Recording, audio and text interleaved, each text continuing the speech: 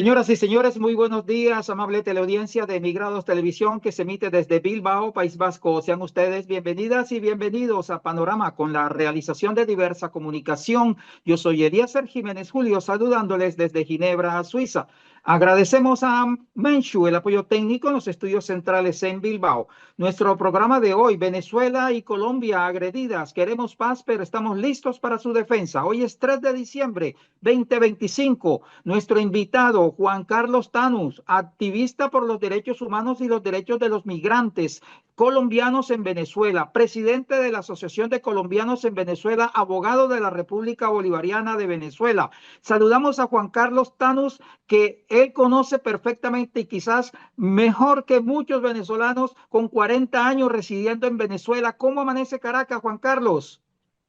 Eh, por acá, muy buenos días, Eliezer. Caracas hoy amanece con un sol resplandeciente en una nueva jornada de este pueblo que vive pensando cada día más en la emancipación y que además ya está muy adentrado en el ejercicio de la convivencia, de la diversión de fin de año, en las conmemoraciones para los cristianos del nacimiento de Jesús este próximo 24 año y del disfrute colectivo de las Navidades, que en territorio venezolano han sido decretadas mucho más antes que en el resto de la comunidad cristiana en el mundo. Entonces, Venezuela hoy amanece en completa calma, con mucha tranquilidad. Siempre hay mucho activismo en el territorio venezolano y aquí en Caracas, sin duda, se concentra hoy parte de la gran política de los movimientos populares y sociales del mundo con esta gama de eventos internacionales que se han venido haciendo. Entonces estamos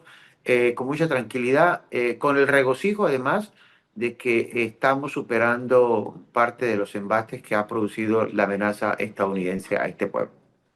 Así es, Juan Carlos. Y es una noticia muy alentadora para las personas que estamos en el exterior, por fuera de Venezuela, ya que la mediática hegemónica mundial viene tergiversando la realidad de lo que está ocurriendo y que Juan Carlos con el mayor gusto nos está dando esa información hoy miércoles, amanecer en Caracas, cuando en el exterior dicen es que ya Nicolás Maduro está pidiendo avión para irse a asilar a Cuba, que ya Nicolás Maduro habló con Putin porque se va para Rusia. Es decir, toda una mediática de terrorismo, le llamo yo, informativo, desinformando en el exterior y generando pánico, cosa que Juan Carlos nos viene desmintiendo desde Caracas en esta amanecer. Pero ¿cómo se preparan allí en Venezuela los venezolanos? Porque después vamos a hablar de Colombia, Juan, y vamos a hablar de los eventos en los próximos días y de tu candidatura de los colombianos en el exterior. Inicialmente, Juan, ¿cómo se están preparando los venezolanos ante una posible real intervención yanqui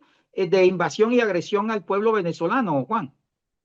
Hay que iniciar contándole a la audiencia de Panorama y de Migrados Televisión que este pueblo entiende e interpreta que esta primera fase es una operación psicológica que ya cobró vida en 87 seres humanos caribeños, latinoamericanos, humildes pescadores que, indistinto de su condición, fueron asesinados con armas letales, constituyendo delitos de lesa humanidad, constituyendo crímenes además de lesa humanidad.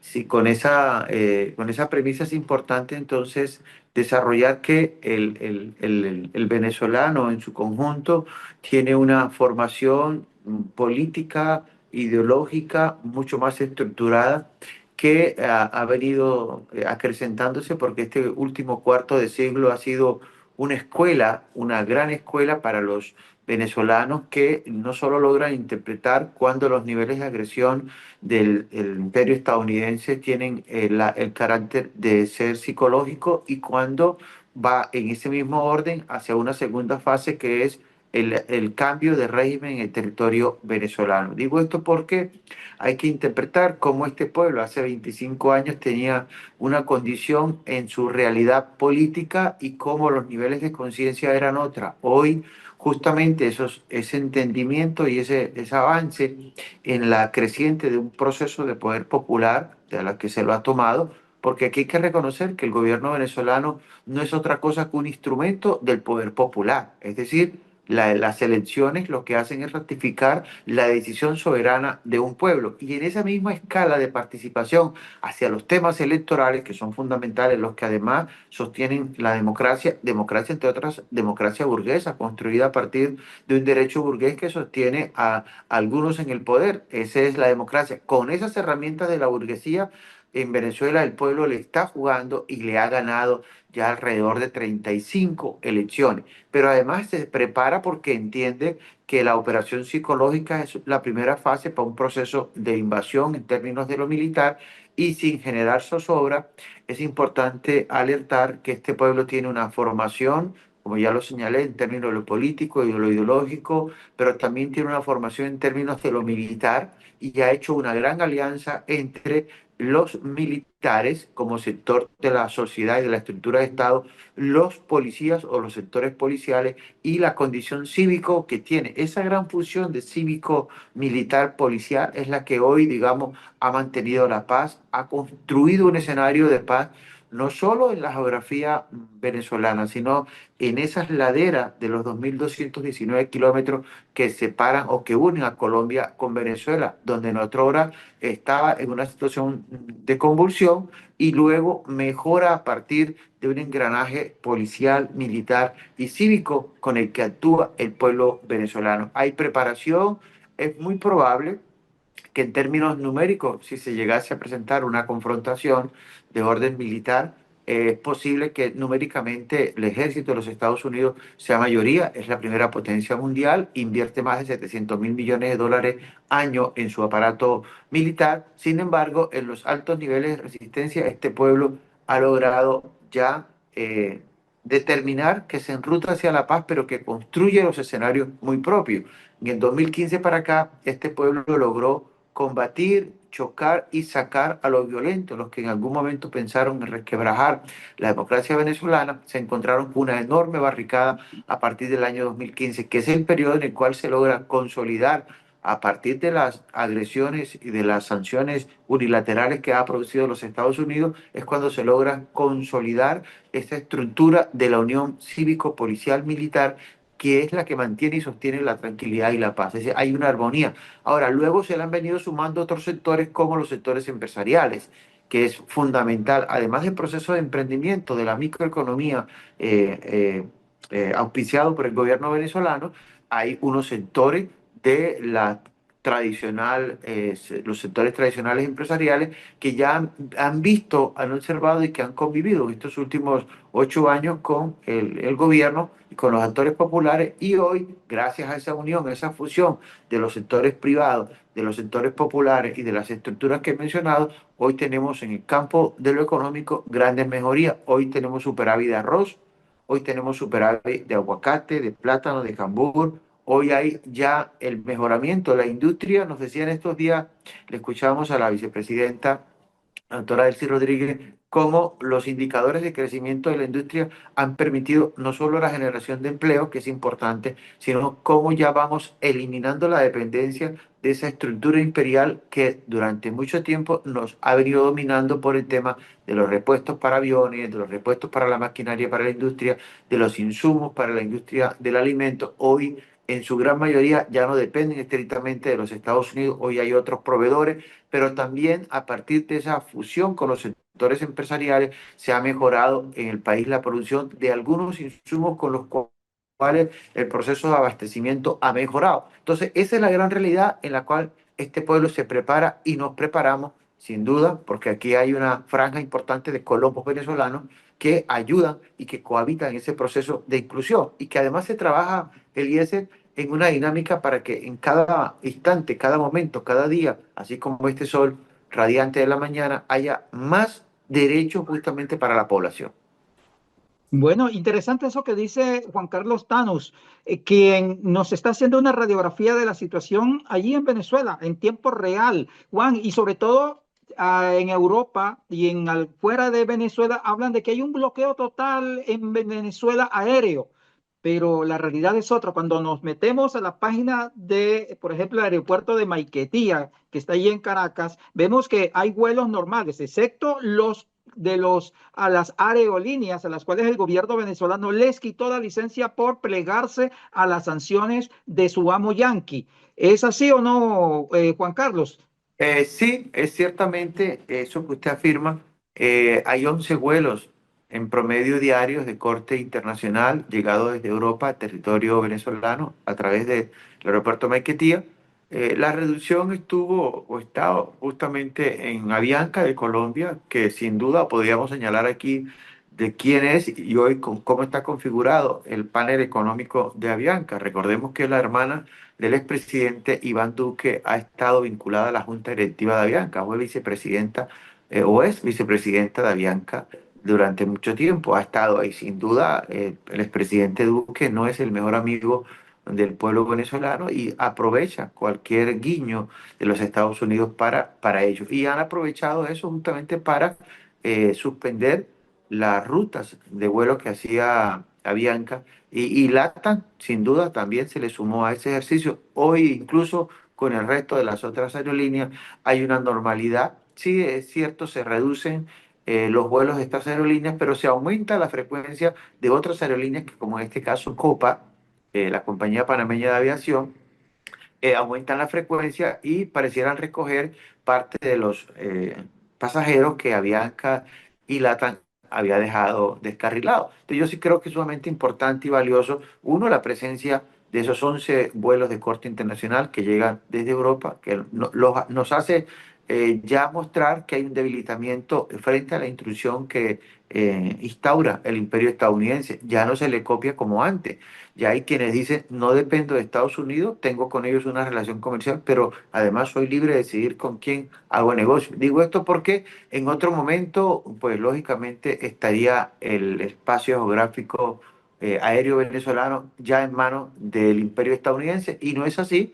Por el contrario, en estos días recibíamos a una delegación estadounidense que está interesada en invertir en aerotaxis, unas rutas locales para hacer la conexión aérea interestados en Venezuela. Y eso llama la atención, es decir, ya no hay la hegemonía de demócratas o de republicanos en términos de la economía y de la guerra contra el pueblo hermano venezolano. No, por el contrario, creo que se empiezan a diversificar y se empieza a ver a Venezuela como un espacio donde se pueden hacer negocios, donde se puede vivir, donde se puede incluso vivir siendo pensionado de los Estados Unidos, que eso también es otro fenómeno que lo hemos observado, cómo los pensionados estadounidenses vienen revisando el nivel de vida del pueblo venezolano porque con lo que se ganan en los Estados Unidos se puede vivir mejor y más tiempo en el territorio venezolano. Esos elementos son muy importantes un poco para persuadir a quienes hoy ven al pueblo venezolano, al país en general, como un estado de convulsión, y no es así. Hay una realidad que incluso supera a los grandes medios de comunicación. En el caso colombiano, los editoriales están apuntando a que haya cada día más efervescencia para enfrentar a los pueblos, en el caso Colombia y Venezuela. Y en el contexto internacional, sabemos que tanto el grupo Prisa, Caracol, RCN, El Tiempo, El Colombiano de Medellín, y tienen lógicamente el editorial pagado, comprado desde los Estados Unidos. No son autónomos e independientes en decidir, porque si revisamos los titulares, cada día el titular de Caracol y RCN es apuntando a que la comunidad viva en la zozobra de que va a haber una confrontación de orden militar. Hoy es con los Estados Unidos, pero en el pasado era contra Colombia y Venezuela. Entonces eso hay que tenerlo muy claro. Pero creo que el ejercicio de dominación del pueblo soberano venezolano está siendo efectivo y que además desde los espacios de la multilateralidad, como se consagra en parte de la política exterior venezolana, ha sido efectivo. Hoy China, Rusia, Irán, Turquía, cada día aumentan y mejoran los niveles de inversión que tienen el territorio. Los grupos colombianos, que no son tradicionales en el desarrollo de la economía colombiana, tienen sin duda alguna un gran asiento en el territorio venezolano. Muestra de ello es que en este año vamos a alcanzar los 2.000 millones de dólares en el intercambio comercial Colombia-Venezuela 2025 y que el año pasado superamos los 1.400 millones. Es decir, creo que las condiciones están dadas para convivir entre todos y para mejorar la situación de angustia que hoy propone la mediática estadounidense.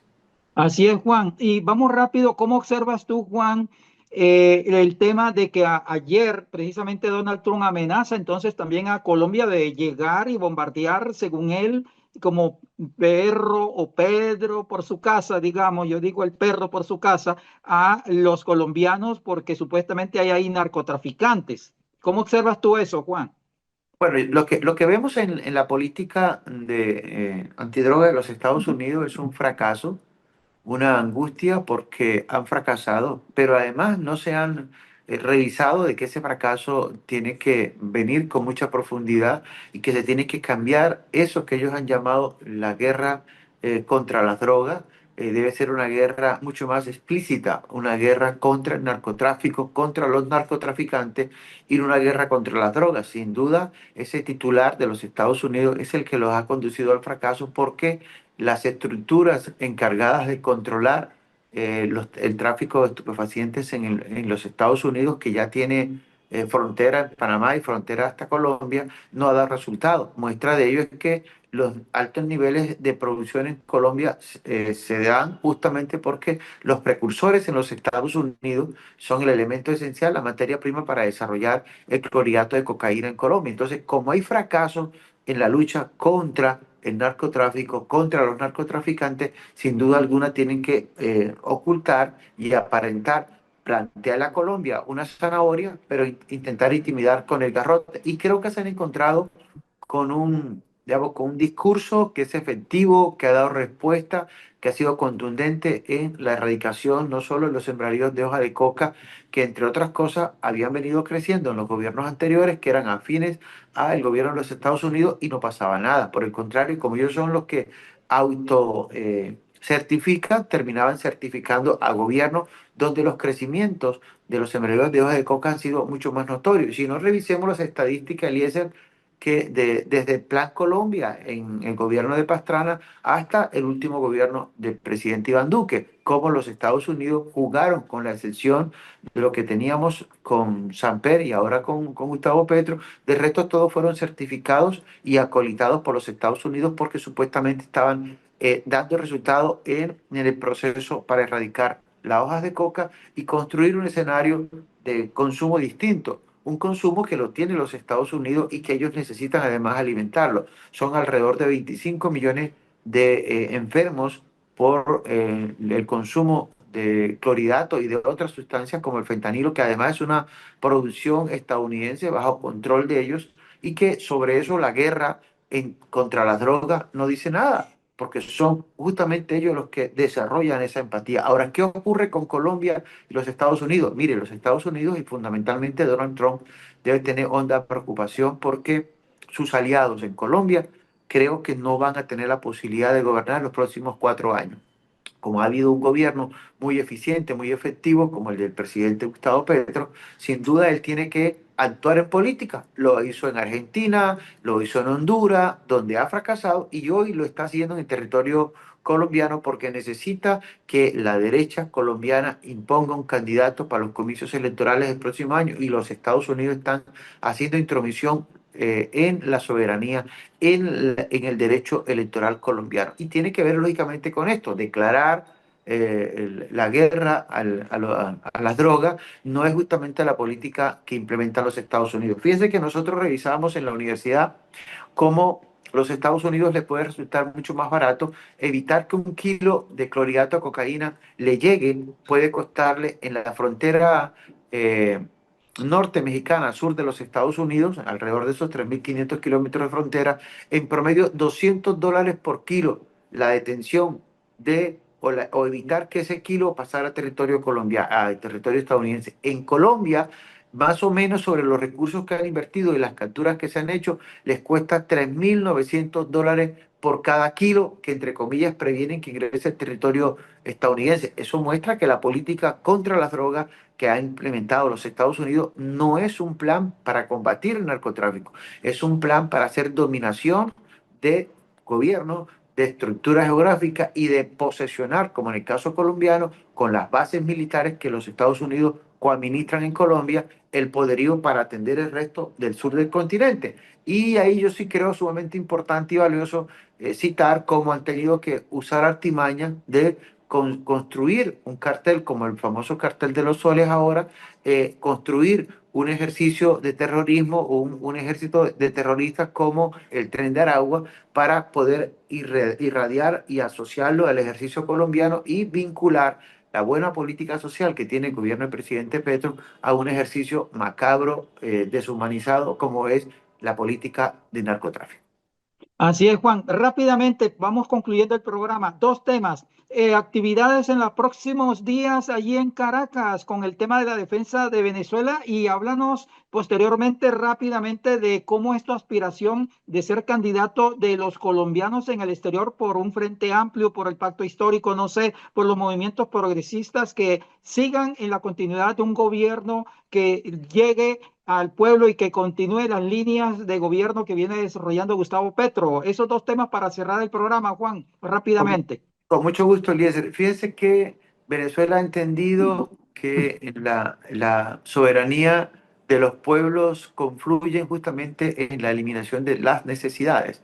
Por ello, ha venido haciendo una serie de actividades, de eventos para mejorar la relación con los sectores populares, con los movimientos sociales, con las estructuras gremiales que interpretan y con los que hay afines en la posibilidad de construir una sociedad donde lo plural sea esencial y no haya la singularidad y la imposición desde un territorio sobre la soberanía de los otros pueblos. Por ello, en estos días, 9 y 10, se va a llevar a cabo el encuentro de los pueblos por la democracia y la paz en Venezuela, un espacio de encuentro común de quienes tenemos afinidad en el ejercicio de defensa de la democracia, en la construcción de paz. Y en ese encuentro va a haber una mesa que va a atender el tema de la migración.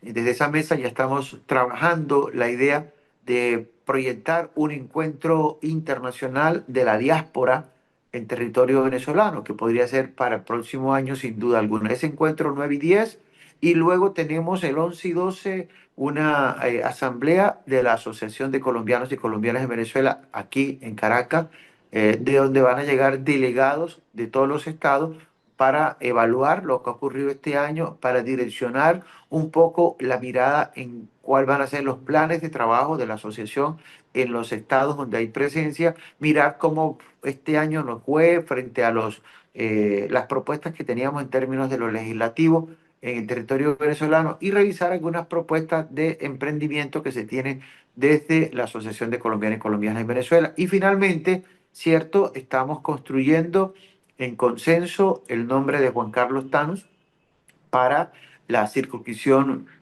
internacional de los colombianos en el exterior, es decir, para aspirar a la Cámara por esa curul, de conjunto con nuestros hermanos en Estados Unidos, en Canadá, en España, en Perú, en Chile, en Argentina, en México y en Venezuela y en otras latitudes. Llevamos 36 países donde tenemos posibilidades de construir un ejercicio que finalmente nos determine una política real, efectiva, porque solo quienes vivimos en el exterior, solo quienes conocemos los procesos de la migración, somos capaces de articular políticas públicas desde el legislativo. Además, porque sin duda tenemos hoy las mejores propuestas. Ya estamos trabajando en construir, en proponer un ministerio para la migración, indistinto a esta reforma que se produjo ahorita, que creó un viceministerio desde la Cancillería. Nosotros creemos que eso no es determinante, que hay que montar, desarrollar, crear, proponer un ministerio que atienda la migración con dos grandes viceministerios, uno para la inmigración y otro para la inmigración, y que esa la inmigración desarrolle unas subsecretarías que tengan que ver con el tema de la economía. Nosotros estamos aportándole al PIB colombiano 12.000 millones de dólares año producto de las remesas que en el año 2024 enviamos, y este año es posible que se alcancen 13.000 millones de dólares. Eso amerita estrictamente una propuesta que le hemos consolidado, un banco de primero y de segundo nivel para las remesas, un banco que tenga la capacidad de auspiciar, de financiar las estructuras de los programas de retorno con el acompañamiento económico de cada uno de los colombianos. Y de esa forma hay todo un desarrollo de orden legislativo que ya hemos venido construyendo en estos 36 países con estos equipos. Nosotros le hemos propuesto a los migrados en el mundo que la unidad legislativa de Juan Carlos Thanos, representante de la Cámara, va a tener un representante por cada país. Es decir, los colectivos, las asociaciones se juntan, eligen un representante que va a trabajar a la unidad legislativa del representante Juan Carlos Thanos para poder construir un directorio que defina, que oriente y que pueda construir esa política de la que ya hemos venido conversando.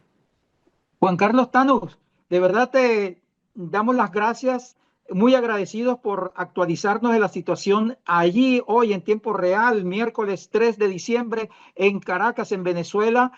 Desearte éxitos en tus aspiraciones de verdad, que merecidas, sobre todo 40 años, creo yo, Juan, y tienes de estar allí dándole ayuda y beneficio a los migrantes colombianos. Te deseamos éxitos, hermano. Desde aquí un abrazo. Gracias por estar con nosotros, Juan. No, siempre será un agrado conversar contigo, Eliezer, con la audiencia de Migrados Televisión y de Panorama. Y sobre todo, bueno, sentir que hay una vibra en ese calor humano, en esa sensibilidad frente a un tema tan crucial que lo vivimos cerca del 4% de los habitantes de este planeta, como es el tema de las migraciones. Muchas gracias a Juan Carlos Thanos. Muchas gracias por el apoyo técnico de Menchu, los estudios centrales en Bilbao. Este programa fue realizado por Diversa Comunicación y emitido por Emigrados Televisión desde Bilbao, País Vasco. Yo soy Eliezer Jiménez Julio, hoy desde Ginebra, Suiza. A ustedes, amable teleaudiencia, agradecerles por su atención. Tengan ustedes feliz resto de día. Muchas gracias.